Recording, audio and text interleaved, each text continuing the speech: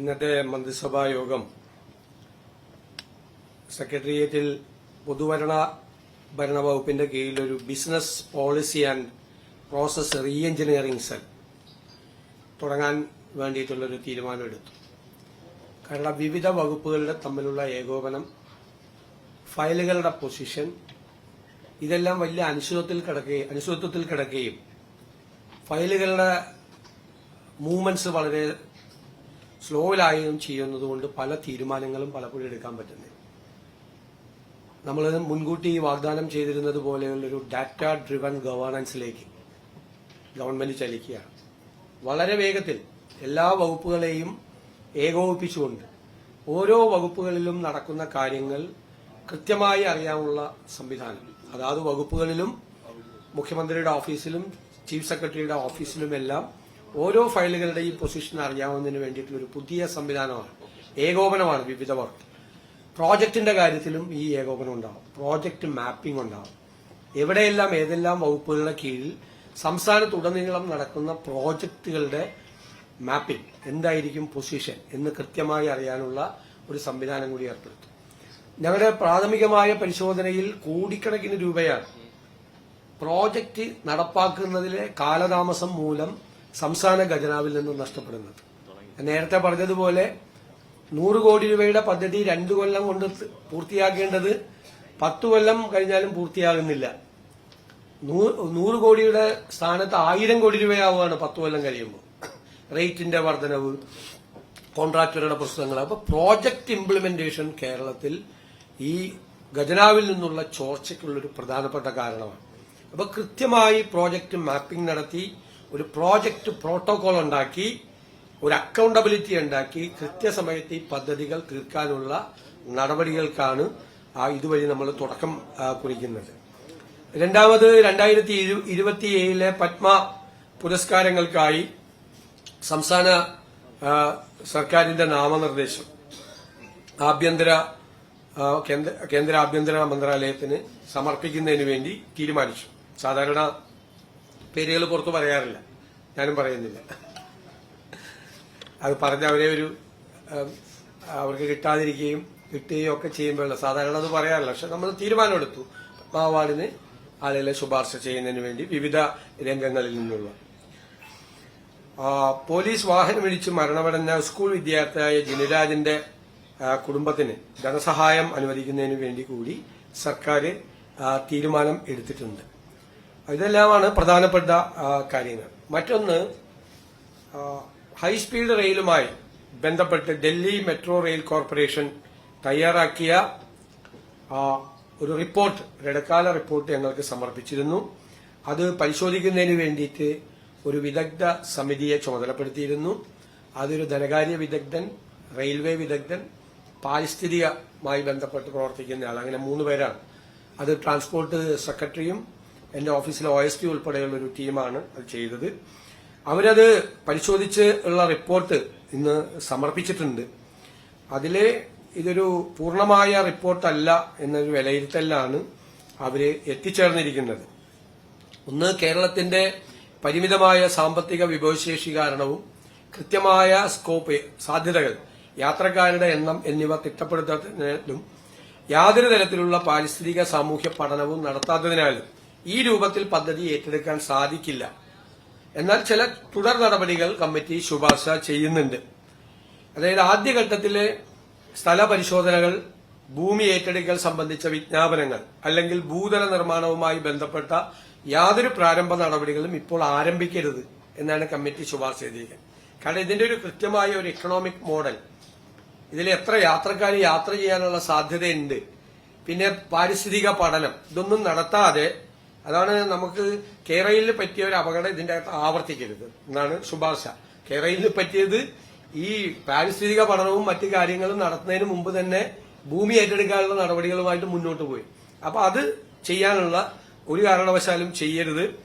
പിന്നെ സംസ്ഥാന സർക്കാർ സ്വതന്ത്രമായി 3-4 കാര്യങ്ങളിൽ സ്വതന്ത്രമായി പഠനം നടത്തണം. ഒന്ന്, ചരക്ക് ഗതാഗത സാധ്യത. ഇതിപ്പോ പാസഞ്ചേഴ്സിന് ട്രാവൽ ചെയ്യാൻ വേണ്ടിയിട്ടുള്ളതാണ് ഈ ട്രാക്ക് ഇപ്പൊ പ്രപ്പോസ് ചെയ്തിരിക്കുന്നത്.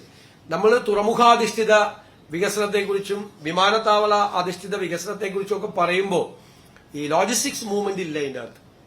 അപ്പൊ ആ ലോജിസ്റ്റിക്സ് മൂവ്മെന്റ് ഇല്ലാതെ പാസഞ്ചേഴ്സ് ട്രെയിൻ കൊണ്ട് മാത്രം ഇത് നമുക്ക് വരുമാനവും നമ്മൾ ചെലവാക്കുന്ന പണം അത് തിരിച്ചടയ്ക്കാനും ഒക്കെയുള്ള ഒരു പ്രശ്നത്തിലേക്ക് നമ്മൾ പോകും എന്നുള്ളതൊരു പ്രശ്നമാണ് അവർ തന്നിരിക്കുന്നത്. ബദൽ മാർഗങ്ങൾ എന്താണ് എന്നത് വിശകലനം നടത്തണം. ഭൂമിയുടെ ലഭ്യത, അപ്പൊ അതിനെക്കുറിച്ചുള്ള കൃത്യമായ കണക്കുകൾ ഈ റിപ്പോർട്ടിൽ ഇല്ല. നിലവിലുള്ളതും ഭാവിയിൽ വികസിക്കപ്പെടുന്നതുമായ മെട്രോ, തുറമുഖ, ഉൾനാടൻ ജലഗതാഗത സംവിധാനങ്ങളുമായിട്ടുള്ള സംയോജനം, ഇത്തരം കാര്യങ്ങൾ പഠിക്കണം എന്നാണ് പറഞ്ഞിരിക്കുന്നത്. ഈ പഠനങ്ങൾ യഥാർത്ഥ ആവശ്യകതയും പദ്ധതിയുടെ വിശാലമായ ബഹുമുഖ സാമ്പത്തിക പ്രാധാന്യവും തെളിയിച്ചാൽ മാത്രമാണ് DPR തയ്യാറാക്കുന്ന അടുത്ത ഘട്ടത്തിലേക്ക് കടക്കാൻ പാടുള്ളൂ എന്നാണ് കമ്മിറ്റിയുടെ ഏകകണ്ഠമായിട്ടുള്ള റിപ്പോർട്ട്. ആ റിപ്പോർട്ട് വിശദമായി പഠിച്ചതിന് ശേഷം ഗവൺമെന്റ് അതിനുള്ള നടപടികൾ കൈക്കൊള്ളും. അല്ല, അതല്ല, നമ്മളിത് പഠിക്കട്ടെ. നമ്മളിപ്പോ ഇവര് സമർപ്പിച്ച റിപ്പോർട്ടിലെ ശുപാർശകൾ ഇതാണ് പ്രധാനമായിട്ടും. കാരണം അതൊരു നല്ല ഇക്കണോമിക് മോഡൽ അല്ല ഇപ്പൊ തന്നിരിക്കുന്നത്. കാരണം ഈ ഇത് പാസഞ്ചേഴ്സ് മാത്രമാണ് പോകുന്നത്, ലോജിസ്റ്റിക്സ് മൂവ്മെന്റ് ഇല്ല. നമുക്ക് ലോജിസ്റ്റിക്സ് മൂവ്മെന്റ് വേണം. നമ്മൾ കടലിൽ കൂടി ലോജിസ്റ്റിക്സ് മൂവ്മെന്റ് ആലോചിക്കുന്നു, റെയിലിൽ കൂടി കൊണ്ടുപോയാൽ തന്നെ നമ്മുടെ ഈ റോഡിലെ ജനസാന്ദ്രത, ഈ വാഹനങ്ങളുടെ സാന്ദ്രത നമുക്ക് കുറയ്ക്കാൻ പറ്റും. മാത്രമല്ല ഒരു നമുക്ക് ഇപ്പൊ എടുക്കുന്ന കടം വലിയ തുക വരും, അതും കൃത്യമായി കണക്കാക്കിയിട്ടില്ല. വലിയ തുക വരുന്നത് നമ്മൾ ബാങ്ക് ലോണും മറ്റു കാര്യങ്ങളും മറ്റു ബിസിനസ് മോഡലിലല്ലേ ചെയ്യാൻ പറ്റുള്ളൂ. ചെയ്തു കഴിഞ്ഞാൽ അത് തിരിച്ചടയ്ക്കാൻ വേണ്ടിയിട്ടുള്ള വരുമാനം പോലും ഇതിന്റെ അകത്തുനിന്ന് കിട്ടാത്തൊരു സാഹചര്യം വരും. യാത്രക്കാരുടെ എണ്ണം പോലും കൃത്യമായിട്ട് തിട്ടപ്പെടുത്തിയിട്ടില്ല. ഒരു അപൂർണമായ റിപ്പോർട്ടാണെന്നാണ് ഇടക്കാല സമിതിയുടെ ഇത്. സർക്കാർ ഇതിനെ സംബന്ധിച്ച് സർക്കാർ ഒന്നുകൂടി ആലോചിച്ച് ഇതിന്റെ ബദൽ മാർഗങ്ങളും മറ്റു കാര്യങ്ങളും ആലോചിക്കും. അല്ല, അത് ഞങ്ങൾ സർക്കാർ പഠിക്കും. അവരോട് ഈ ഡൽഹി മെട്രോ റെയിൽ കോർപ്പറേഷനോട് ഒരുപാട് കാര്യങ്ങൾ അവർ ചോദിച്ചിരുന്നു. ഈ കമ്മിറ്റിയുടെ പ്രവർത്തനത്തിന്റെ ഭാഗമായി അവർ ക്വസ്റ്റനെയർ അയച്ചു കൊടുക്കുകയും ഒരുപാട് കാര്യങ്ങൾ അവർ ചർച്ച ചെയ്യുകയും ചെയ്തു. പക്ഷെ അപൂർണമായ ഒരു റിപ്പോർട്ടാണ്. ഈ റിപ്പോർട്ടിന്റെ അടിസ്ഥാനത്തിൽ ഒരു തീരുമാനം ഗവൺമെന്റ് എടുക്കരുത് എന്നാണ് റെക്കമെൻഡേഷൻ. അല്ല, അതിവേഗ റെയിൽപാത സാധ്യമായ കാര്യങ്ങൾ, ഒന്ന് പാരിസ്ഥിതികമായ കാര്യം വളരെ പ്രധാനപ്പെട്ട ഒരു വിഷയമാണ്. ഒന്ന് അതിന്റെ സാമ്പത്തികമായ, ഞങ്ങൾ ആ രണ്ട് കാര്യത്തിലാണല്ലോ കേരളയിലിനെ എതിർത്തത്. അതൊരു എൻവയൺമെന്റ് ഡിസാസ്റ്റർ ആയിരിക്കും എന്നാണ് നമ്മൾ പറഞ്ഞത്. ഇപ്പൊ ഞങ്ങളത് പറഞ്ഞിട്ട് ഞങ്ങൾ വന്ന് വേറൊരു എൻവയൺമെന്റ് ഡിസാസ്റ്റർ തുടക്കം കുറിക്കാൻ പറ്റില്ല. പിന്നെ അത് കേരളത്തിന്റെ സമ്പദ് വ്യവസ്ഥയ്ക്ക് കാര്യമായ ആഘാതം ഏൽപ്പിക്കാതെ കേരളത്തിന്റെ സമ്പദ് വ്യവസ്ഥയെ കുറെ കൂടി ഉത്തേജിപ്പിക്കുന്ന തരത്തിലുള്ള ഒരു പ്രോജക്ട്, കേരളത്തിന്റെ ടോപ്പോഗ്രഫി ജോഗ്രഫി എല്ലാം നോക്കിക്കൊണ്ടുള്ള ഒരു പ്രോജക്ട് ആയിട്ട് മാത്രമേ അത് നടപ്പാവൂ. അതിന്റെ ഇല്ലില്ല, നമ്മളിത് റെയിൽവേ, അതിനുള്ള റെയിൽവേ കോമ്പിറ്റൻസ് നമുക്കില്ലല്ലോ ഇതിനുള്ള. അത് വേറൊരു ഏജൻസിക്ക് അത് ചെയ്യാൻ പറ്റുള്ളൂ. സംസ്ഥാന സർക്കാർ റോഡ് പണിയുന്നത് പോലെ അല്ലെങ്കിൽ വേറെ പാലം പണിയുന്നത് പോലെയുള്ള റെയിൽ പണിയാൻ വേണ്ടിയിട്ടുള്ള ഒരു സംവിധാനം സംസ്ഥാന സർക്കാരിനില്ല.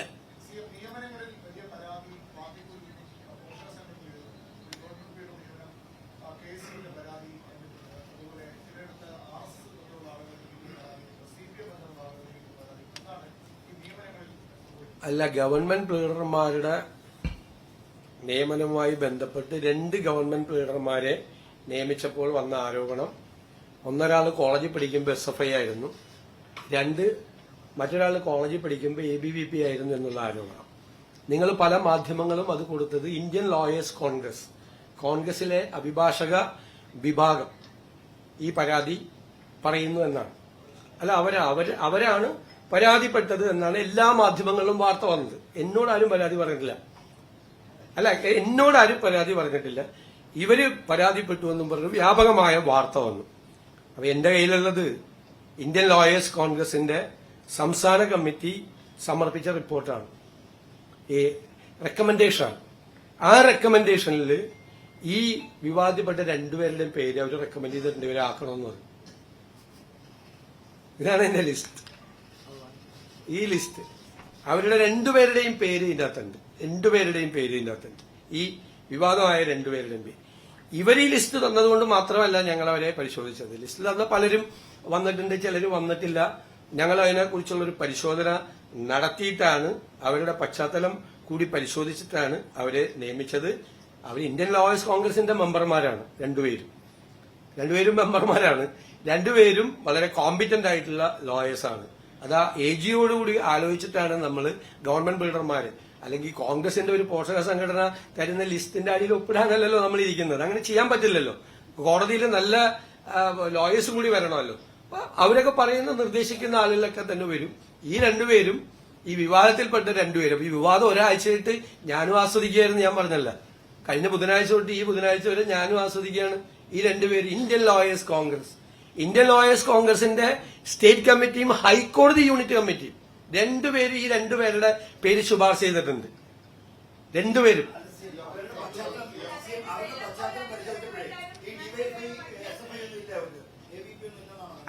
അതല്ലല്ലോ, അവര് ഇന്ത്യൻ ലോയേഴ്സ് കോൺഗ്രസിന്റെ മെമ്പർമാരാണ്. CPM-ൽ നിന്ന് വന്ന 5 പേര് സ്ഥാനാർത്ഥികളായിരുന്നു അസംബ്ലിയിൽ. BJP-യിൽ നിന്ന് വന്ന ഒരാള്.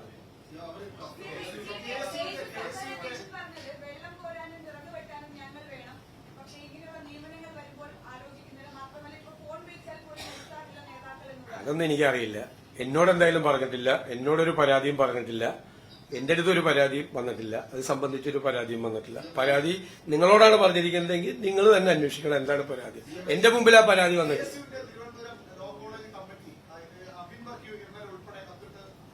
അവരൊന്നും അല്ലല്ലോ ഇത് തീരുമാനിക്കുന്നത്. തിരുവനന്തപുരം ലോ കോളേജിലെ യൂണിറ്റ് കമ്മിറ്റിയാണോ ഗവൺമെന്റ് ബിൽഡറെ തീരുമാനിക്കുന്നത്? നോ. അതൊക്കെ വെറുതെ അനാവശ്യമായിട്ട് നിങ്ങളിത് ഊതി വീർപ്പിച്ച് നിങ്ങൾ വലിയ വാർത്തയാക്കിയാണ്. തിരുവനന്തപുരം ലോ കോളേജിലെ KSU യൂണിറ്റ് കമ്മിറ്റി ഗവൺമെന്റ് ബിൽഡറെ നിയമിക്കുന്നതിന് അവർക്കെന്താ കാര്യം? ഒരു കാര്യമില്ല അവർക്കൊന്നും. അവർക്കൊന്നും ഒരു കാര്യമില്ല. അതൊന്നും ആവശ്യം. നിങ്ങളാണ് ഇത് ഊതി വീർപ്പിക്കുന്നത്. ഗവൺമെന്റ് ബിൽഡർ നിയമനത്തിൽ വിവാദം തീർന്നല്ലോ ഇതോടുകൂടി. നാളെ പോലില്ലല്ലോ ഇത്. ഇനി വേറെ എന്തെങ്കിലും ഉണ്ടെങ്കിൽ പറയാം, വേറെ എന്തെങ്കിലും ചോദിക്കും.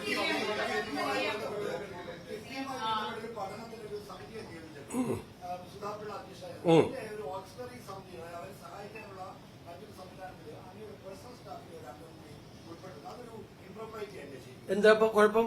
എന്റെ പേഴ്സണൽ സ്റ്റാഫിലെ അംഗം അവർക്ക് ആവശ്യമായ ഡീറ്റെയിൽസ് കൊടുക്കുന്നതിന് വേണ്ടിയിട്ടാണ്, കംപ്ലീറ്റ് ആയിട്ടുള്ള ഡീറ്റെയിൽസ് കൊടുക്കുന്നതിന് വേണ്ടിയിട്ടാണ്. അതേ ഫിനാൻസ് നോക്കുന്ന എന്റെ അഡീഷണൽ പ്രൈവറ്റ് സെക്രട്ടറി എന്തായാലും ഒരു ഇംപ്രോപ്പറേറ്റി ഇല്ല. അവരെ സഹായിക്കുന്നതിന് വേണ്ടിയിട്ടുള്ള ഒരു ഔട്ട്സൈഡ് സംഭവമാണ്.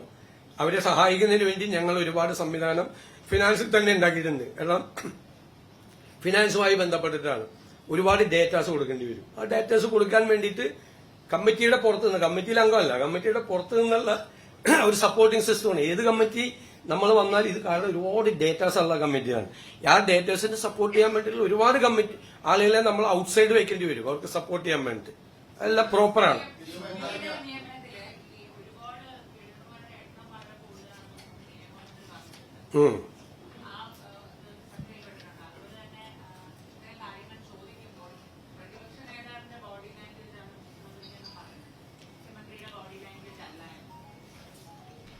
ഞാന് P. രാജീവ് എന്റെ ബോഡി ലാംഗ്വേജിനെ കുറിച്ചൊരു ആരോപണം ഉന്നയിച്ചത് ഞാൻ ശ്രദ്ധിച്ചു. അദ്ദേഹം ഒരു ബുദ്ധിജീവിയാണ്, വലിയ പ്രഭാഷകനാണ്, ചിന്തകനാണ്, എഴുത്തുകാരനാണ്. ഞാൻ അതൊന്നുമല്ല. ഞാനൊരു സാധാരണ നാട്ടുമ്പുറത്തുകാരനാണ്. തമാശ കേൾക്കുമ്പോൾ ചിരിക്കുകയും സങ്കടം വരുമ്പോൾ കരയുകയും ദേഷ്യപ്പെടുമ്പോൾ പൊട്ടിത്തെറിയുകയൊക്കെ ചെയ്യുന്ന ഒരു സാധാരണക്കാരനാണ്.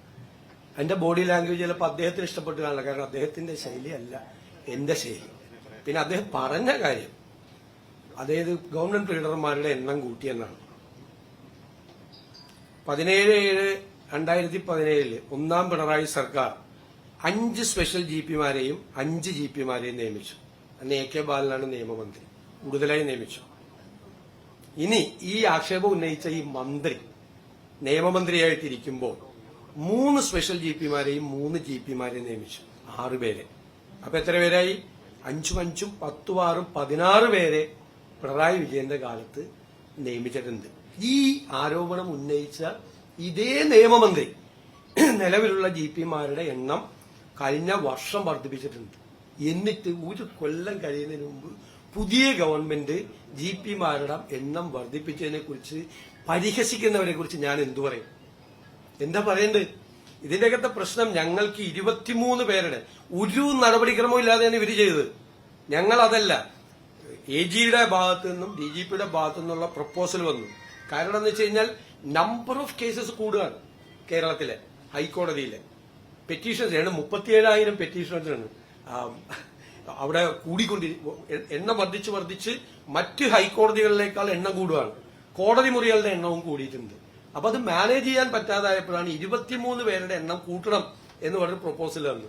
നമ്മളത് 23 സാമ്പത്തിക ബുദ്ധിമുട്ടും കാര്യങ്ങൾ കാരണം അത് 12 പേരാക്കി ചുരുക്കിയിട്ടാണ് നമ്മൾ അത് കൊടുത്തത്. ഇതെല്ലാം ചെയ്തു വെച്ചിട്ട് നേരത്തെ ചെയ്ത ആളുകൾ ഇപ്പൊ വന്ന് നമ്മൾ ചെയ്യുമ്പോൾ നമ്മളെ വിമർശിക്കുന്നത് ഇവരുടെയൊക്കെ വിമർശനത്തിന്റെ അടിത്തറ എന്താണ്?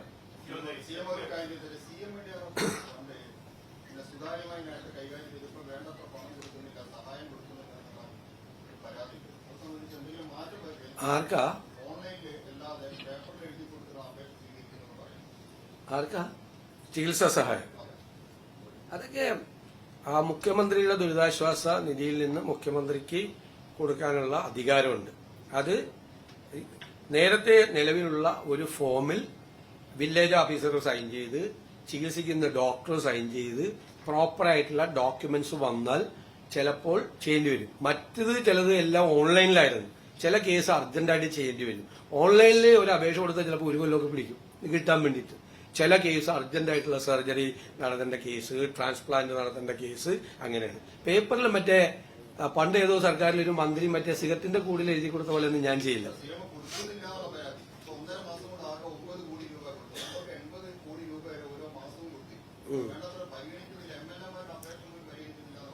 അത് തെറ്റായ അപേക്ഷ.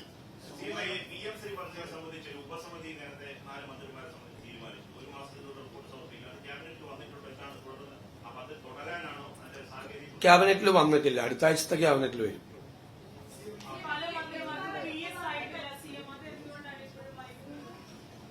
അതല്ല, മിക്കവാറും സ്റ്റാഫ് എല്ലാമായി വല്ല 1-2 സ്ഥലത്തൊക്കെ ആയിരിക്കുള്ളൂ. അത് പരിശോധിച്ച് ചെയ്യും.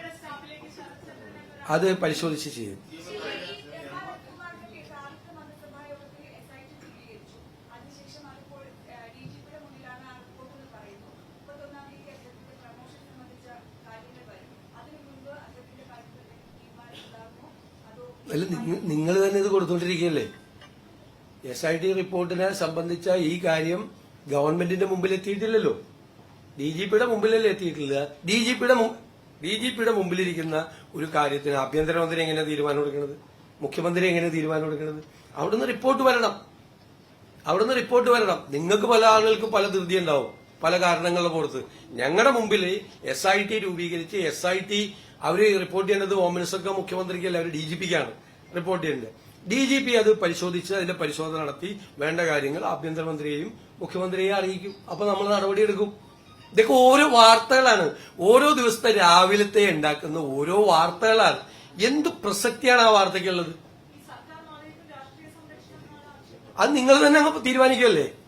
നിങ്ങൾ തന്നെ നിങ്ങളുടെ ലീഡായിട്ട് നിങ്ങൾ എഴുതുന്ന സാധനത്തിന് ഞാനെന്തിനാ മറുപടി പറയണേ? ഞങ്ങൾക്കൊരു പ്രൊസീജിയർ ഉണ്ട്. SIT അന്വേഷിക്കുന്ന കാര്യത്തിൽ SITയിലെ ഉദ്യോഗസ്ഥനെ ആഭ്യന്തരമന്ത്രിക്ക് വിളിച്ചു വരുത്തിയിട്ട് ആ റിപ്പോർട്ടും കൊടുത്താൽ എനിക്ക് ഇപ്പൊ തന്നെ നടപടി എടുക്കണം, കാരണം ഏഷ്യാനെറ്റിൽ വാർത്ത വന്നിട്ടുണ്ട് എന്ന് പറഞ്ഞിട്ട് കൊടുക്കാൻ പറ്റുമോ? നടപടി എടുക്കാൻ പറ്റുമോ? അയാൾ കോടതി പോവും.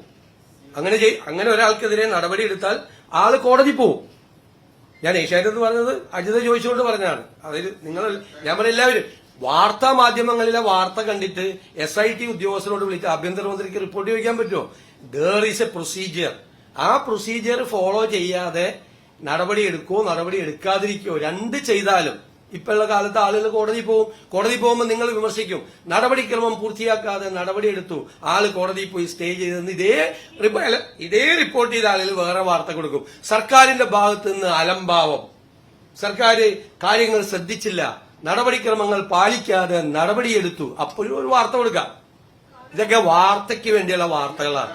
ഗവൺമെന്റിനെ ഉണ്ടല്ലേ, ഞാൻ ഒരു കാര്യത്തിന് മറുപടി പറഞ്ഞോണ്ടിരിക്കല്ലേ, അന്ന് എപ്പോഴും കയറി ഇങ്ങനെ ബഹളം ഉണ്ടാക്കല്ലേ, ദേശാഭിമാനിയാണെന്ന് ഓർത്ത്.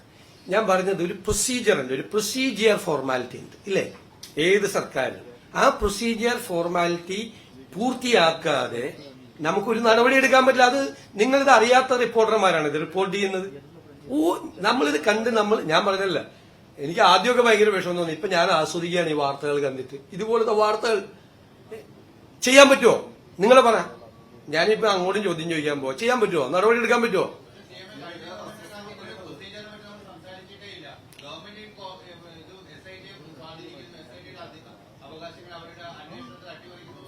ആ SIT അല്ലല്ലോ ഇത്, അത് ഹൈക്കോടതി വെച്ച SIT അല്ല. അത് ഇതും തമ്മിൽ വല്ല ബന്ധമുണ്ടോ ഈ ചോദ്യത്തിന്? അത് ഹൈക്കോടതി വെച്ച SIT ആണ്. ഇത് ഗവൺമെന്റ് ക്യാബിനറ്റ് യോഗം ചേർന്ന് തീരുമാനിച്ച് നടപടിയെടുത്ത് അവിടെ വച്ചിരിക്കുന്നതാണ്. അതിന്റെ റിപ്പോർട്ട് കിട്ടട്ടെ. അങ്ങ് പറഞ്ഞ ചോദ്യവും ഈ സംഭവമായിട്ട് വല്ല ബന്ധമുണ്ടോ? അല്ല, അങ്ങ് പറഞ്ഞ കാര്യവും ഈ സംഭവമായിട്ട് വല്ല പ്ലീസ് ഞാൻ പറയട്ടെ, വല്ല ബന്ധമുണ്ടോ? വേറെ ആളെ ചോദിക്കും.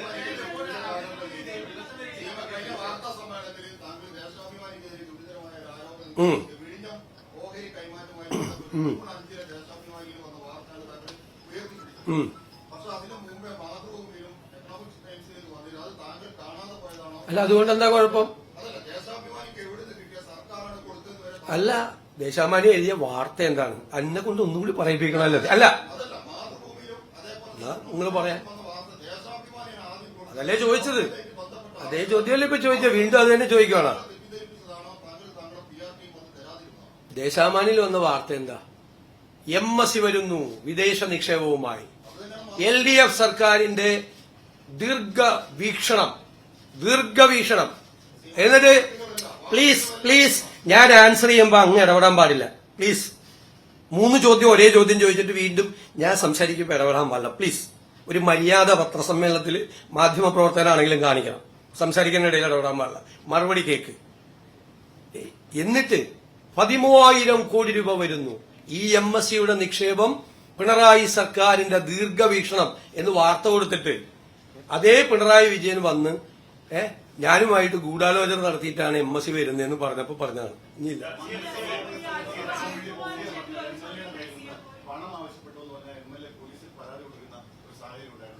മന്ത്രിസഭ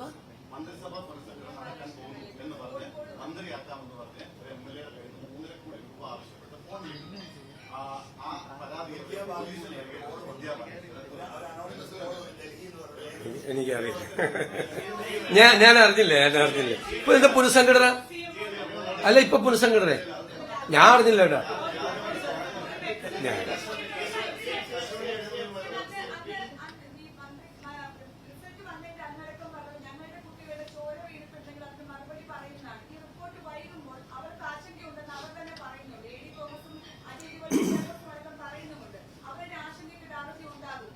ഏത് റിപ്പോർട്ട് എവിടെ വൈകിയെന്നാണ് നിങ്ങൾ തീരുമാനിച്ച പോരെ? ഇത്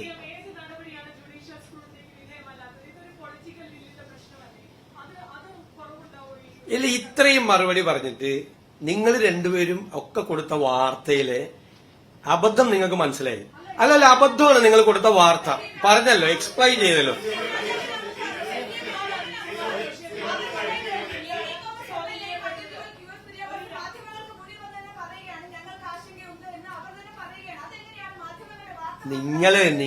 നിങ്ങളാണല്ലോ ഈ വാർത്ത ഉണ്ടാക്കിയത്.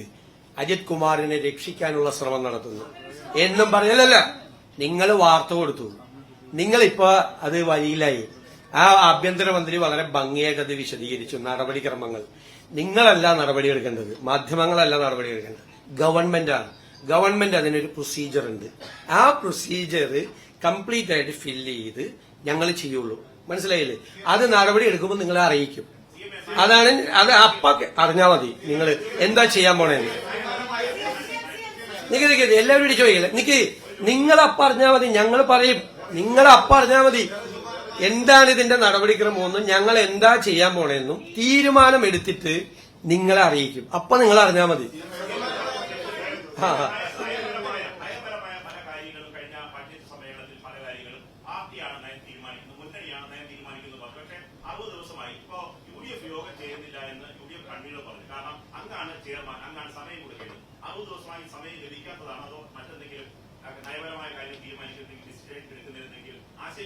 കയ്യിൽ നിന്ന് വന്ന നിർഭനായ LDF യോഗം ചേരാത്തതിനെ പറ്റി ഒരു പരാതിയില്ല.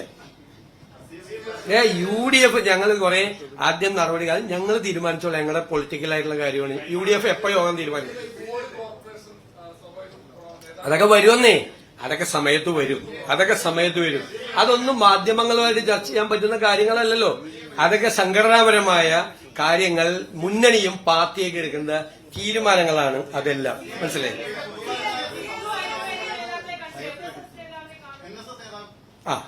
ഇനി അടുത്തത് വേറൊരു പഴയ മന്ത്രി പറയുന്നത് കേട്ടു.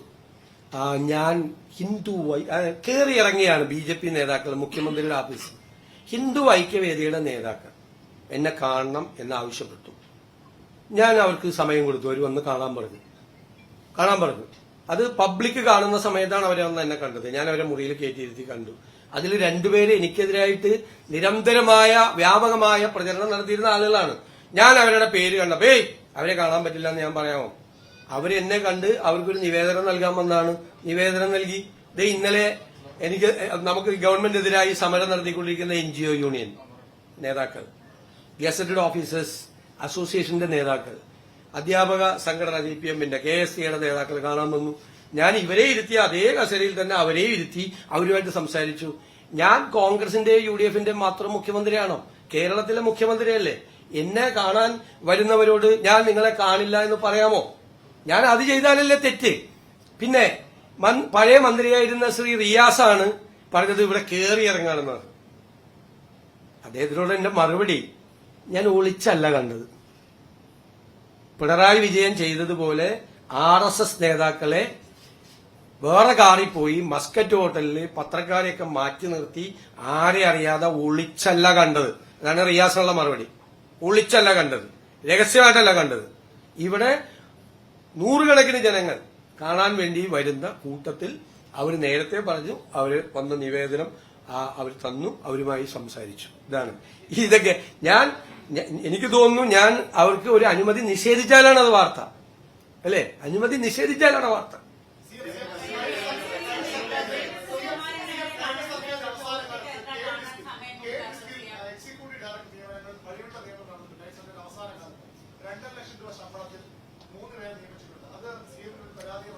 അതൊക്കെ പരിശോധിക്കാം നമുക്ക്.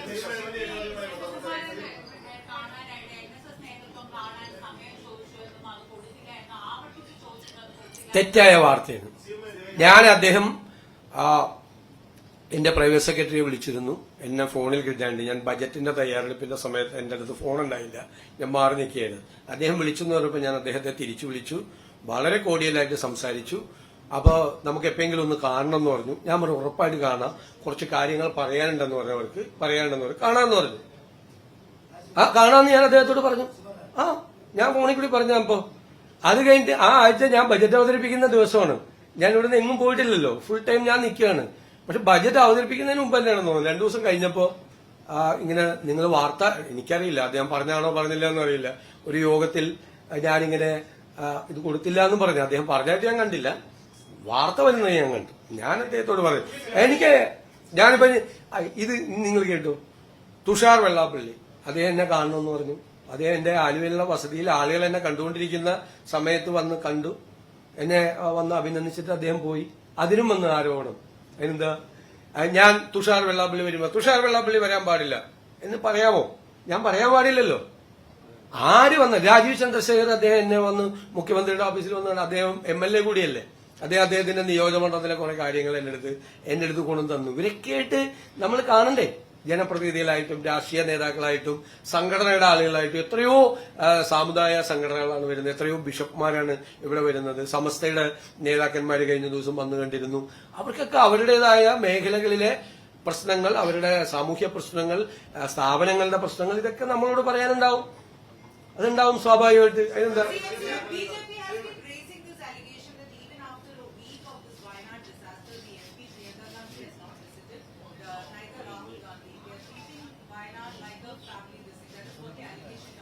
hello, these leaders were out of station, they couldn't come there. We have implemented all our programs there in Wayanad. Today in the cabinet, I appreciated Revenue Minister Anil Kumar and Agriculture Minister T. Siddiq for the work they have done. നമുക്കറിയാലോ, സാധാരണ ഇത്രയും ദുരന്തങ്ങളുണ്ടായ body പോലും 2 ദിവസം കഴിയുമ്പോൾ തെരച്ചിൽ കഴിഞ്ഞ് അവസാനിപ്പിക്കും. ഇത് 8 പേരുടെ ബോഡി റിക്കവർ ചെയ്തു. അവരുടെ ബന്ധുക്കൾ സംസ്ഥാനത്തിന് പുറത്തുനിന്നുള്ളവരാണ്. അവരിവിടെ വന്ന് അവരെ പ്രത്യേകമായി താമസിപ്പിച്ചു. ഞാൻ അവരെ പോയി കണ്ട് ആശ്വസിപ്പിച്ചു. അവര് ബോഡി തിരിച്ചു കൊണ്ടുപോകാനുള്ള സംവിധാനങ്ങൾ ഭംഗിയായിട്ട് ഏർപ്പെടുത്തി. അവിടുത്തെ റീഹാബിലിറ്റേഷൻ, പുനരധിവാസം ഭംഗിയായിട്ട് ചെയ്തു. അപകട മേഖലയിൽ നിന്ന് ആളുകളെ മുഴുവൻ ഷിഫ്റ്റ് ചെയ്തു.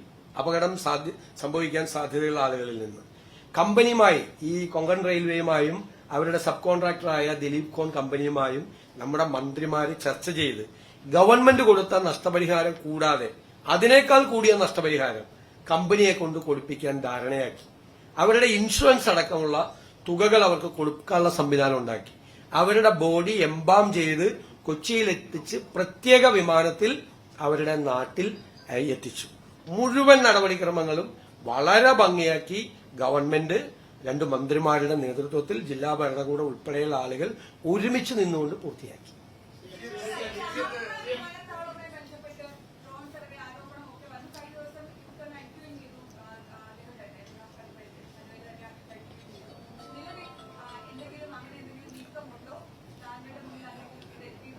ആറന്മുള വിമാനത്താവളത്തെക്കുറിച്ച് സർക്കാർ ആലോചിച്ചിട്ട് പോലുമില്ല.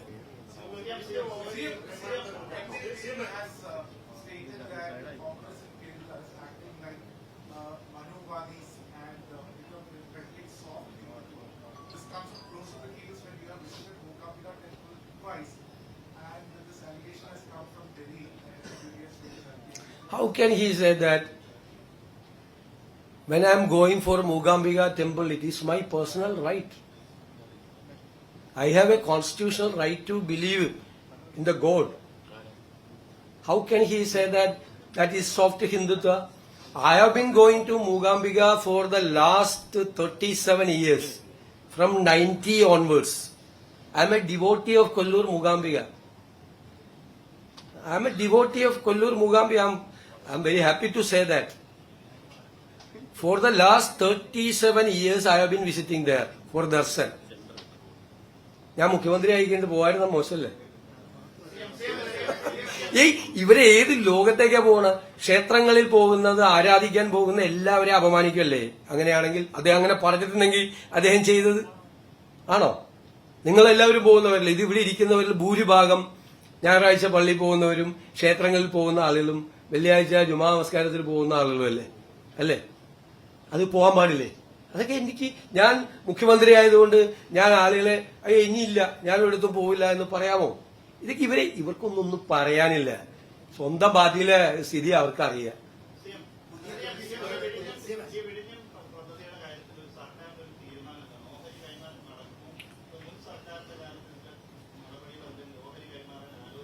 നമ്മൾ എംപവേർഡ് കമ്മിറ്റി വെച്ചിരിക്കുകയാണ്. നടപടിക്രമം അനുസരിച്ച് ഒരു എംപവേർഡ് കമ്മിറ്റി വെച്ചിരിക്കുകയാണ്. സംസ്ഥാനത്തിന്റെ ഒരു താല്പര്യവും ഹനിക്കുന്ന ഒരു തീരുമാനവും ഗവൺമെന്റ് എടുക്കില്ല. സംസ്ഥാനത്തിന്റെ താല്പര്യങ്ങൾ സംരക്ഷിച്ചുകൊണ്ടുള്ള തീരുമാനവും വരുള്ളൂ. ധൃതി പിടിക്കേണ്ട ഒരു ആവശ്യമില്ല കാര്യത്തിൽ. കാരണം ഇതിനകത്ത് 2 ആസ്പെക്ട് ഉണ്ട്. ഒന്ന് സെക്യൂരിറ്റി ആസ്പെക്ട് ഉണ്ട്.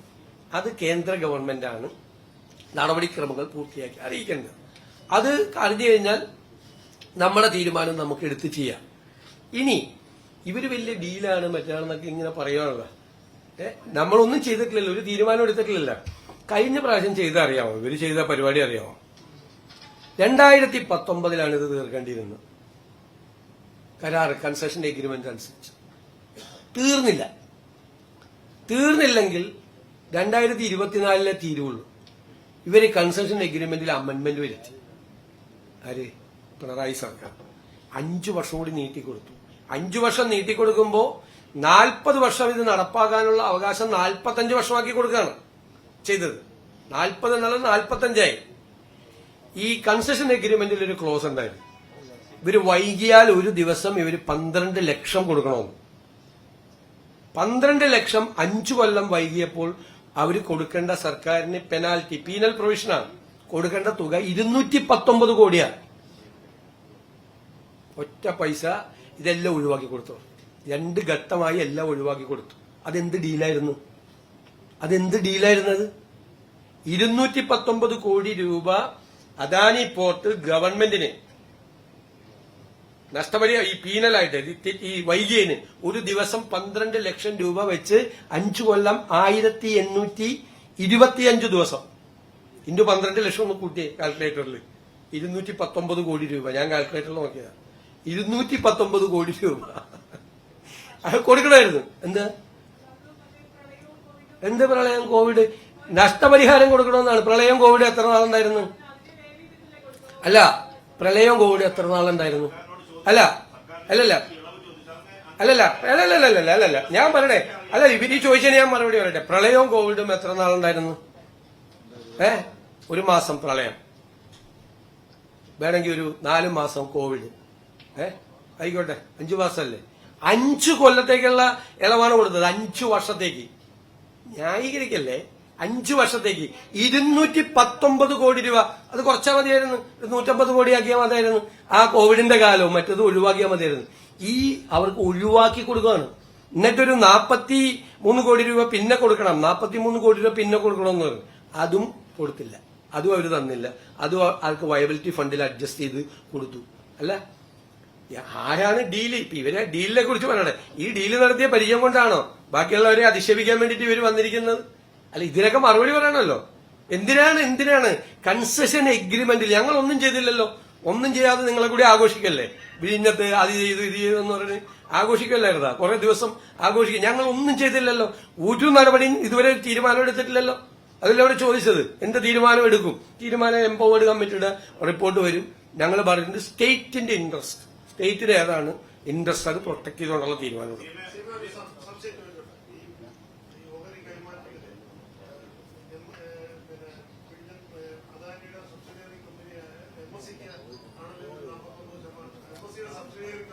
TIL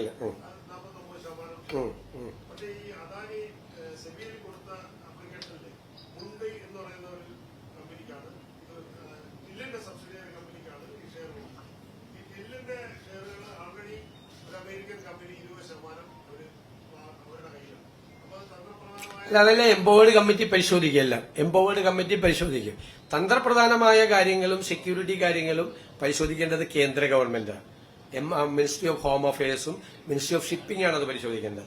നമ്മൾ സ്റ്റേറ്റിന്റെ ഇൻട്രസ്റ്റ് ആണ് നമ്മൾ പ്രൊട്ടക്ട് ചെയ്യേണ്ടത്. അപ്പൊ പ്രതിപക്ഷ നേതാവ് കൺസെഷൻ എഗ്രിമെന്റ് വായിക്കാതെയാണ് ആരോപണം ഉന്നയിച്ചത്. Please let me complete. നിങ്ങൾ എന്താ എത്ര ചോദ്യം ചോദിച്ചു? എന്താ പറഞ്ഞത് പ്രതിപക്ഷ നേതാവ്?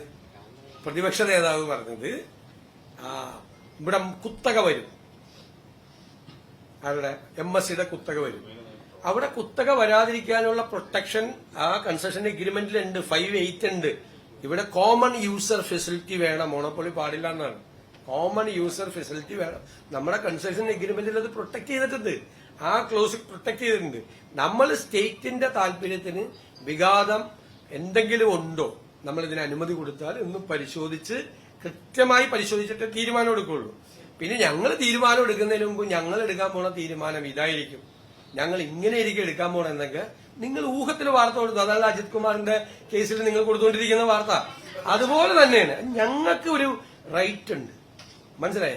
നിങ്ങൾ റിപ്പോർട്ടർമാരോ അല്ലെങ്കിൽ മാധ്യമങ്ങളോ ഇക്കാര്യത്തിൽ എല്ലാ തീരുമാനം ഞങ്ങളല്ലേ തീരുമാനം, ഞങ്ങളെല്ലാം ഞങ്ങൾ എടുക്കുന്ന തീരുമാനം തെറ്റാണെങ്കിൽ നിങ്ങൾ പറഞ്ഞു, ശരിയാണെങ്കിലും പറയുമല്ലോ നിങ്ങൾ തെറ്റാണെന്ന്, അതൊക്കെ പറഞ്ഞു. അതൊക്കെ നിങ്ങളുടെ അവകാശം. തീരുമാനം ഇതാണ് സർക്കാർ എടുക്കാൻ പോകുന്നത്, ഇങ്ങനെ തീരുമാനം എടുക്കാൻ സർക്കാർ പോവാണെന്നൊന്നും നിങ്ങൾ പറയല്ലേ. അതിനുള്ള അവകാശമെങ്കിലും ഞങ്ങൾക്ക് താ ദയവേ.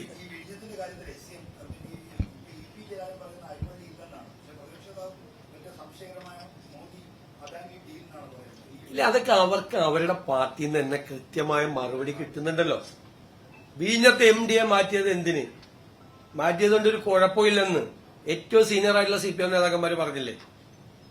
വിഴിഞ്ഞത്തിലെ അനാവശ്യമായ ആരോപണങ്ങൾ ഉന്നയിക്കരുത് എന്ന് സീനിയർ CPM നേതാക്കന്മാർ തന്നെ പറഞ്ഞില്ലേ? ഇപ്പൊ എന്താ അവസാനം പഴയ നിയമമന്ത്രി പറഞ്ഞത് ഓഹരി കൈമാറുന്നതുകൊണ്ട് കുഴപ്പമില്ലെന്ന്. പിന്നെന്താ കുഴപ്പം? ഇപ്പൊ മാറ്റി. പക്ഷെ അതിനൊന്നും നിങ്ങൾ U-turn എന്ന് പറഞ്ഞില്ല.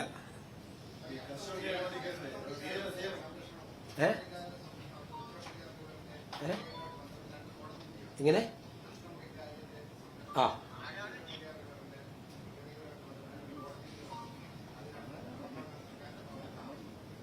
നോക്കാം, നമുക്കത് പരിശോധിക്കാം. കേട്ടോ,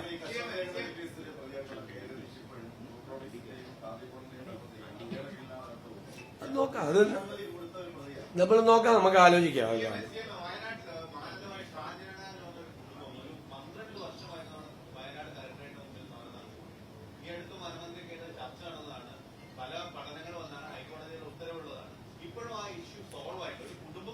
സർക്കാരിനെ കൊണ്ട് സാധ്യമായതെല്ലാം അത്തരം കാര്യങ്ങളിൽ ഉറപ്പാട് ചെയ്യും.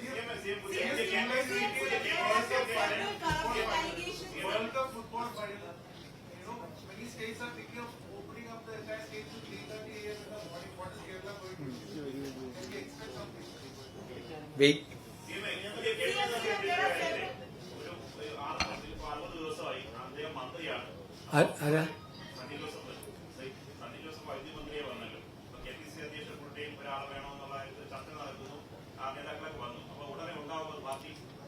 സംഘടനാപരമായ തീരുമാനമല്ലേ. ആദ്യം നിങ്ങൾ അവരുടെ പ്രതിപക്ഷ ഉപനേതാവിനെ തീരുമാനിക്കാൻ പറഞ്ഞു. അതിന്റെ ഞങ്ങൾ KPC പ്രസിഡന്റിനെ തീരുമാനിക്കും. അതൊന്നും ഞങ്ങൾ നോക്കിയിരിക്കുക ആരാ പ്രതിപക്ഷ ഉപനേതാവ് എന്ന്. അല്ലല്ല അതുപോലെ എന്താ കുഴപ്പം? മന്ത്രിയായ എന്താ കുഴപ്പം? അല്ല അവിടെ ആവാം, അത് കുഴപ്പമില്ല. ഇടയ്ക്ക് ആ ചോദ്യം കൂടിയൊക്കെ ഒന്ന് ചോദിക്കേ. അത് ചോദിക്കൂലല്ലോ, ആകെ ചോദിക്കാമല്ലോ. അല്ല, അത് ഞങ്ങളുടെ സംഘടനാപരമായ കാര്യമല്ലേ. അതെനിക്ക് കൈരളിയോട് പറയേണ്ട ആവശ്യമില്ലല്ലോ. ഞങ്ങളുടെ സംഘടനാപരമായ കാര്യം ഞങ്ങൾ എന്ത് ചെയ്യാൻ പോകുന്നു, KPC പ്രസിഡന്റ് എപ്പോഴാണ് തീരുമാനിക്കുന്നത്, ആരായിരിക്കും KPCC പ്രസിഡന്റ് എന്ന് എനിക്ക് പറയാൻ പറ്റുമോ? ആ ചോദ്യം ശരിയല്ലല്ലോ. ആ ചോദ്യത്തിന് ഒരു ഇംപ്രോപ്പറേറ്റി ഉണ്ട്. ഞാൻ അതിനെ ആൻസർ ചെയ്യാൻ പറ്റുമോ? എന്നിട്ട് അത് വിവാദമാക്കാനാ ഞാൻ എന്തെങ്കിലും ആൻസർ ചെയ്തിട്ട്? ഞാനതിലൊന്നും വീഴില്ല അത്രയും ചോദ്യങ്ങൾ.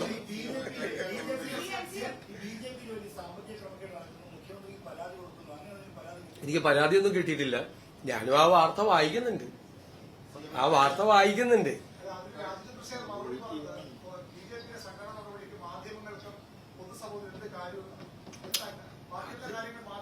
കംപ്ലൈന്റ് വന്നാൽ അപ്പൊ നമുക്ക് നോക്കാം. പരാതി ആരെങ്കിലും പറഞ്ഞു കഴിഞ്ഞാൽ നമുക്ക് അപ്പൊ ആലോചിക്കാം. നമ്മുടെ മുമ്പിൽ പരാതിയില്ല.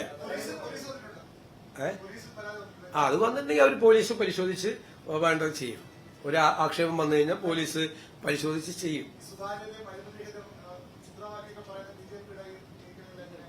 അത് വാർത്തകൾ ഇങ്ങനെ വരുമല്ലേ, നിങ്ങൾ കുറച്ചുകൂടി കൊണ്ടുപോവാ പുറത്തേക്ക്. ഇതൊക്കെ ചെറിയ ചെറിയ കാര്യങ്ങളല്ലേ പറഞ്ഞു. 8 ലക്ഷം 10 ലക്ഷം 15 ലക്ഷം ഒക്കെ അല്ലേ പറയുള്ളൂ. അതിലൊക്കെ കയറി നമ്മള് അതിനേക്കാളും വലിയ കാര്യങ്ങൾ നിങ്ങൾ പുറത്തു കൊണ്ടുപോവാ. കുറച്ചുകൂടി അങ്ങോട്ട് ഈ മൈക്രോസ്കോപ്പിക് ലെൻസ് കുറച്ച് അങ്ങോട്ടൊക്കെ ഒന്ന് ആ CPM-ന്റെ അവിടെ കുറച്ച് ഇപ്പുറത്തൊക്കെ ഒന്ന് വെക്ക്. ഇങ്ങോട്ട് മാത്രം വെച്ചുകൊണ്ടിരിക്കല്ലേ.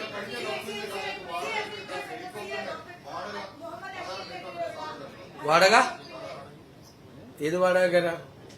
അത് നീട്ടുവാണെങ്കിൽ അപ്പ അറിയിക്കാം. നീട്ടുവാണെങ്കിൽ അപ്പ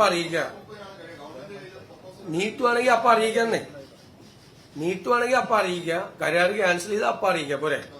അല്ല പോരെ? അല്ല അത് പോരെ? ഞാൻ പറഞ്ഞിട്ടില്ല.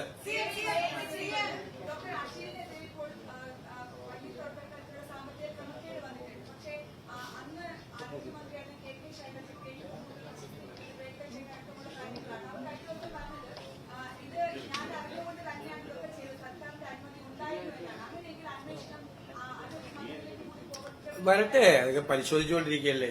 ഞാൻ ഇവിടെ ഇരുന്നിട്ട് അത് മുൻ ആരോഗ്യമന്ത്രിയെ കൂടി നടപടികൾ കൂടി അന്വേഷിക്കുമെന്ന് പറയാമോ?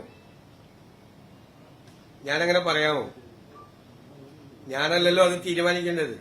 പരാതി വന്നാൽ പോലീസ് അന്വേഷിച്ച് ആ കാര്യം തീരുമാനിക്കും. ആരെല്ലാമാണ് അതിന്റെ അകത്ത് ഇൻവോൾവ്? അവിടെ ഒരു അഴിമതി നടന്നിട്ടുണ്ടോ? തെറ്റായ കാര്യങ്ങൾ നടന്നിട്ടുണ്ടോ? ആരാണ് അത് നടത്തിയത്? പ്രൊസീജിയർ ലാപ്സ് വല്ലതും ഉണ്ടായിട്ടുണ്ടോ എന്ന് അവർ പരിശോധിക്കട്ടെ.